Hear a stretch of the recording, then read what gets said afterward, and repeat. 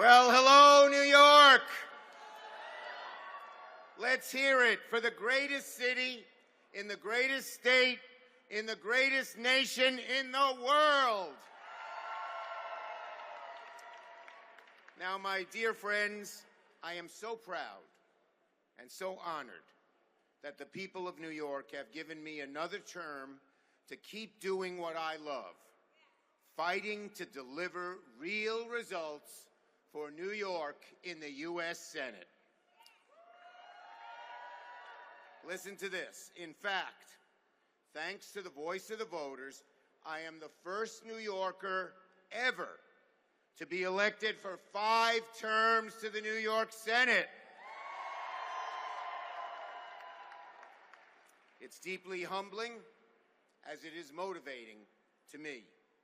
And I vow to you and to all New Yorkers, I will work just as hard to make this new term every bit as impactful as the 4 that came before it, because you know why? New York is in my bones.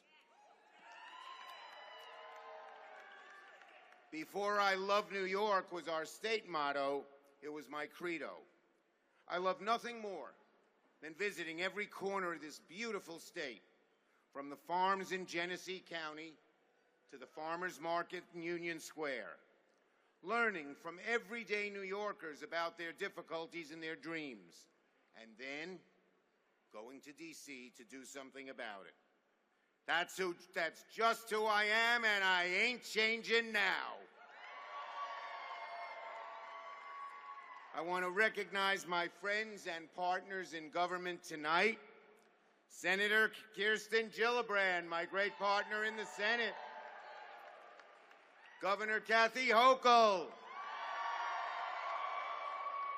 Lieutenant Governor Antonio Delgado. Attorney General Tish James. Controller Tom DiNapoli. Senate Majority Leader Andrea Stewart-Cousins, and Assembly Speaker Carl Hastie, and Mayor Eric Adams, and the good many state senators, assembly members, and city council members, all here to celebrate with us tonight. And God willing, we'll soon be celebrating many more great victories up and down this ticket tonight. My friends, I love this job. I love my job representing all 20 million New Yorkers in all our diversity and energy and eccentricity as the first ever majority leader from this state. And I take very seriously my responsibility to make this community I love a better place. That's why, remember how they always used to say New York gave more money to Washington than we got back? Well, that's why I'm proud to say that under my leadership, for the first time in memory, our state got more money back from the federal government than we sent down. In the Senate, we took on the special interest time and time again, and we won. We beat the NRA and passed the first gun safety legislation in 3 decades. We beat big oil and passed the most consequential climate change bill in history. We beat big pharma and capped prescription drug costs for seniors on fixed incomes. We beat the big tax-dodging corporations by instituting a minimum tax so they'll finally pay their fair share, and we beat the far right and the Federalist Society and confirmed, listen to this, confirm more than 80 highly qualified progressive judges to lifetime appointments on the bench. 3/4 of those nominees were women. 2/3 were people of color, including the great Ketanji Brown Jackson, the first black woman and first public defender to sit on the court. Now, we did this, by the way, with the help of 0 Republicans. And one more thing we did, we succeeded in canceling a huge chunk of student debt that weighed down on millions of Americans for far too long.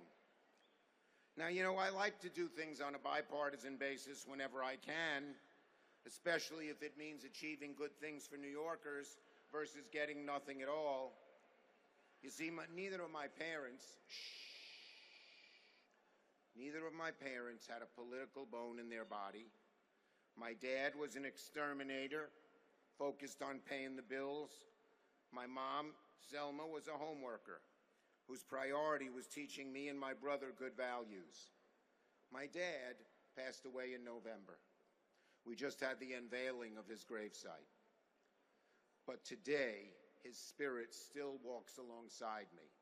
And my dad taught me the most important thing you can do is to do what you think is right and persist and persist and persist and never, ever give up in the face of a challenge. Well, there's no greater challenge these days than trying to get the Republican Party to do the right thing.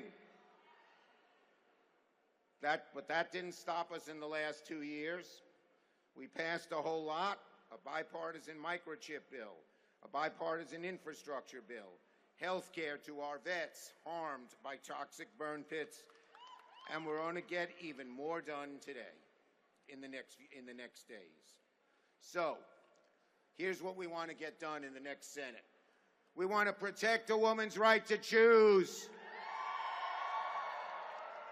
We want to protect the right to marry those who you love by passing the Marriage Equality Act. We want to fight to protect our democracy by securing the right to vote. We want to strengthen our unions and expand the rights of workers to organize for better pay. We're going to fight for the working class, for immigrants and dreamers, for everyday people struggling every single day to stay in the middle class, and for those striving to reach it. So, my friends, I was born and raised in Brooklyn. I've lived in the same apartment for over 35 years with my amazing wife, Iris. I raised my 2 daughters there, and now my grandkids are growing up in Brooklyn. New York is what I live and breathe, and I will never stop fighting for all of you. We face serious challenges, not the least of which is a Republican Party tipping to authoritarianism.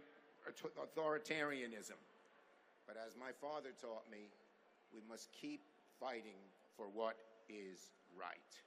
So, ladies and gentlemen, I promise to all of you here tonight and all 20 million New Yorkers whom it's my honor to represent, I will keep fighting. I will keep this fight up for as long as it takes to win. Onward to victory, Democrats.